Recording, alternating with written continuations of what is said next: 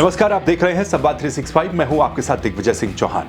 आज की टॉप 5 खबरों में हम सबसे पहले बात करेंगे कोविड को लेकर के भारत सरकार सतर्क है, उत्तराखंड सरकार भी सतर्क है। मुख्यमंत्री ने बैठक ली, कुछ निर्देश दिए गए हैं, उन निर्देशों के बारे में आपको बताएंगे। अगली खबर में बात करेंगे अंकिता भंडारी हत्याकांड को लेकर नार्को टेस्ट के लिए जो सुनवाई होनी थी वो हुई और इसमें जो आरोपी थे वो नार्को टेस्ट करवाने से पलट गए। इस पूरी खबर के बारे में भी आपको अपडेट देंगे। साथ ही बात करेंगे कि राज्य में धर्मांतरण रोधी कानून को राजभवन से मंजूरी मिल चुकी है। अगली खबर में बात करेंगे प्रदेश में विकास कार्यों को गति देने के लिए जिलों की जिम्मेदारी वरिष्ठ अधिकारियों को दी गई है। साथ ही आखिरी खबर में बात करेंगे देहरादून के भोपाल पानी पुल की, जिसकी अप्रोच रोड कुछ दिन पहले धंस गई थी, उसको सुरक्षित बताया गया था, लेकिन कल वो पुल गिर चुका। देश भर में कोरोना का नया वेरिएंट लोगों की चिंता बढ़ा रहा है। उत्तराखंड की अगर बात करें तो उत्तराखंड में भी अब सरकार एक बार फिर से सतर्क नजर आ रही है। ऐसे संकेत मिल रहे हैं कि उत्तराखंड में भी अगर ये नया वेरिएंट पहुंचता है या फिर भारत में पहुंचता है तो और भी ज्यादा सख्ताई दिखाई जा सकती है एक बार फिर से। आपको बता दें कि कोरोना के नए वेरिएंट के प्रभावी रोकथाम को लेकर मुख्यमंत्री पुष्कर सिंह धामी ने वरिष्ठ अधिकारियों के साथ एक समीक्षा बैठक की। इस बैठक में कुछ जरूरी दिशा निर्देश भी दिए गए।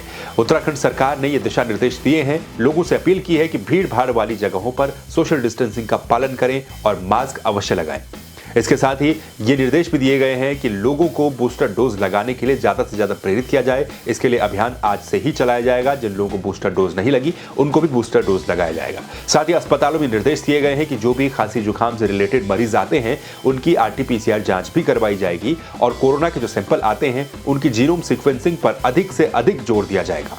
सरकार की तरफ से यह भी कहा गया कि कोविड से रिलेटेड जितने भी आंकड़े आते हैं उनको एक बार फिर से पोर्टल पर अपडेट किया जाएगा। साथ ही जो हाई रिस्क वाले एरियाज हैं वहां पर टीकाकरण सुनिश्चित करवाया जाएगा। इसके अलावा सरकार की तरफ से यह भी कहा गया है कि जो माइल्ड यानी कि जो कम लक्षण वाले मरीज हैं उनका इलाज, कोरोना के जो मरीज होंगे उनका इलाज घर पे ही होम आइसोलेशन में किया जाएगा। अधिक जो सीरियस मरीज होंगे उनका इलाज अस्पताल में किया जाएगा। तो यानी कि अब कोरोना की जो आहट एक बार फिर से सुनाई दे रही है उसको लेकर उत्तराखंड सरकार ने भी अपनी तैयारियां शुरू कर दी हैं।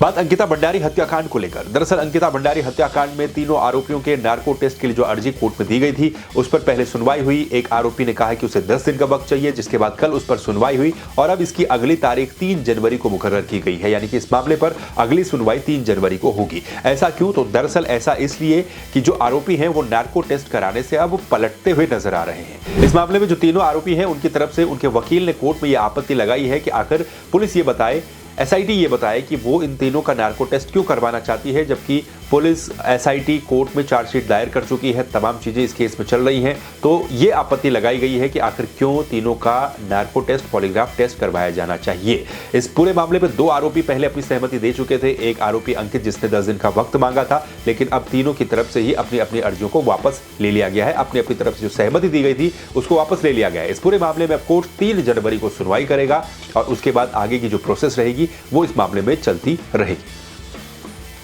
उत्तराखंड में जबरन धर्मांतरण करने वालों को सख्त से सख्त सजा देने का जो रास्ता है वो अब धीरे धीरे साफ होता जा रहा है। दरअसल उत्तराखंड में धर्मांतरण विरोधी संशोधन विधेयक को राजभवन से भी मंजूरी मिल चुकी है। यानी कि धर्मांतरण विरोधी संशोधन विधेयक अब ऑफिशियल नोटिफिकेशन के बाद कानून का रूप ले लेगा। दरअसल प्रदेश में एक लंबे समय से जबरन धर्मांतरण के खिलाफ सख्त कानून बनाने और इसमें सख्त से सख्त सजा दिलाने की मांग की जाती रही है। इसी को लेकर के सरकार ने जो विधानसभा का शीतकालीन सत्र था उसमें यह विधेयक पेश किया था। इस विधेयक को वहां से पारित कर दिया गया था और उसके बाद राजभवन ये विधेयक पहुंचा था। अब राजभवन से भी धर्मांतरण विरोधी संशोधन विधेयक को मंजूरी मिल चुकी है। यानी कि अब ऑफिशियल नोटिफिकेशन के बाद ये बिल जो है वो कानून बन जाएगा, कानून का रूप ले लेगा। आपको बता दें कि देश के 11 राज्यों में अभी धर्मांतरण के खिलाफ कानून बनाया गया है। उत्तराखंड भी इसमें से अब एक हो जाएगा जब ये ऑफिशियल नोटिफिकेशन आएगा। इस कानून के तहत अब अधिकतम सजा 10 साल की हो सकती है जो जबरन धर्मांतरण करता है। इसमें जुर्माने का भी प्रावधान रखा है। 2 कैटेगरी में इसमें सजाओं को बांटा गया है, एक एकल धर्मांतरण और एक सामूहिक धर्मांतरण। एकल धर्मांतरण में सजा का प्रावधान कम है, जबकि सामूहिक धर्मांतरण अगर कोई करवाता है तो उसमें सजा का प्रावधान 3 से लेकर 10 साल तक का है और उसमें 50,000 रुपए तक का जुर्माना लग सकता है।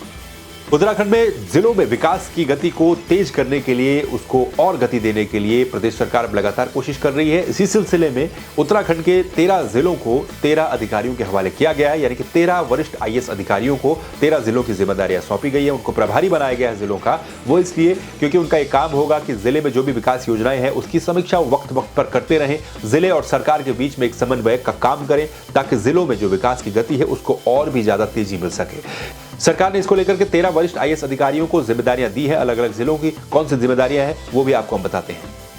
देहरादून की जिम्मेदारी नीतीश कुमार झा को दी गई है। हरिद्वार के आर.के. सुधांशु को, नैनीताल की एल फेनई को, पिथौरागढ़ की रविनाथ रमन को, टिहरी की सचिन कुर्वे, रुद्रप्रयाग की डॉक्टर आर. राजेश कुमार, पौड़ी की दिलीप जावलकर, यूएस नगर की डॉक्टर बीबीआर सिंह पुरुषोत्तम, अल्मोड़ा की पंकज कुमार पांडे, चंपावत की जिम्मेदारी दी गई है चंद्रेश कुमार यादव को, उत्तरकाशी की हरिचंद सेमवाल को, बागेश्वर की विनोद कुमार सुमन को और चमोली की जिम्मेदारी दीपेंद्र कुमार चौधरी को दी गई है।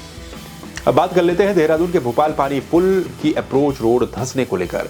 दरअसल 13 तारीख को देहरादून में रायपुर थानो एयरपोर्ट जो मार्ग है उसमें भोपाल पानी एक पुल पड़ता है। इसकी अप्रोच रोड 13 तारीख को धंस गई थी। इस पर धसाव देखने को मिला था, जिसके बाद लोक निर्माण विभाग ने इस पूरे मामले में जांच की थी। लोक निर्माण विभाग ने यह कहा था कि पुल आवाजाही के लिए सुरक्षित है, इसमें मिट्टी का धसाव कुछ जगह पर हुआ है, उसका ट्रीटमेंट कर दिया जाएगा। इसके बाद लगातार इसमें सर्वे चलते चले गए, लेकिन उससे पहले ही जो धसाव वाला हिस्सा था वो पूरी तरह से कल ढह गया। इसके ढह जाने से वाहनों की लंबी कतार पुल के दोनों तरफ लग गई, उनको डाइवर्ट करना पड़ा। वहां पर पहुंच करके काफी सारे लोगों ने आपत्ति भी जताई। लोगों का यह कहना था कि जब से इस पुल का निर्माण हुआ है तब से ही इसकी क्वालिटी को लेकर सवाल उठाए जा रहे थे। उत्तराखंड क्रांति दल और कांग्रेस पार्टी मौके पर पहुंची, उन्होंने विरोध प्रदर्शन सरकार के खिलाफ किया। कांग्रेस ने सीधा सीधा आरोप लगाया कि जो पुल प्रदेश में धंस रहे हैं, गिर रहे हैं, इससे पहले भी काफी सारे पुल ऐसे देखने को मिले थे, ये जीरो टॉलरेंस सरकार की पोल खोलते हुए नजर आ रहे हैं। तो इस पुल के धंस जाने के बाद अब कई तरह के सवाल भी उठ रहे हैं और विपक्ष इसको लेकर लगातार निशाना साध रहा है। ये थी उत्तराखंड की 5 बड़ी खबरें। इन खबरों को लेकर आपकी क्या राय, क्या प्रतिक्रिया है, आप जरूर कमेंट बॉक्स में अपनी प्रतिक्रिया को रखिएगा। बाकी खबरों के लिए आप संवाद 365 को सब्सक्राइब कर दीजिए। फिर मिलेंगे, नमस्कार।